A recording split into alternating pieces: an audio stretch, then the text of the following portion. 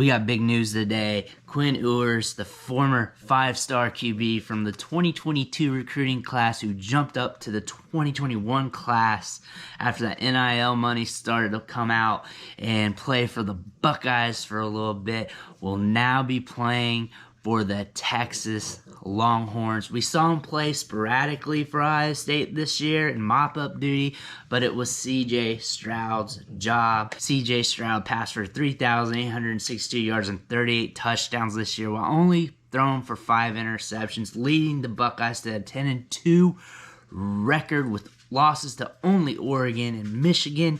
He will be now leading to the Ohio State Buckeyes to a Rose Bowl game against Utah.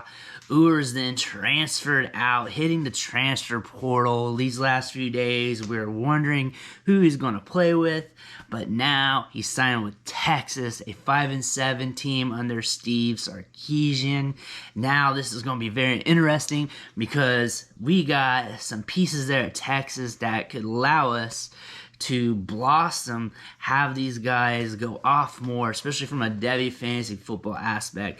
Bijan Robinson's one of the best running backs in college football. He'll have 1 year with Ewers before he heads for the draft. Jaden Blue is a big-time running back prospect who will be a freshman next year. Xavier Worthy, this year as a freshman, was explosive. He was dynamic. He was a big-time player, catching 63 balls for 998 yards and 12 touchdowns. Immediately, once he entered this 2021 recruiting class, he was the #1 prospect over Caleb Williams, considered a top-tier talent, top-tier arm. I actually did some videos of him over the off-season, going over his plays, mechanics, and stuff like that. And yes, he was a big-time recruit worthy of that. It's going to be interesting to see how he can transform this Texas program, if he can get them back to their winning ways, bring in some more recruits due to him being able to deliver in his primetime games, get the Texas Longhorns back up there.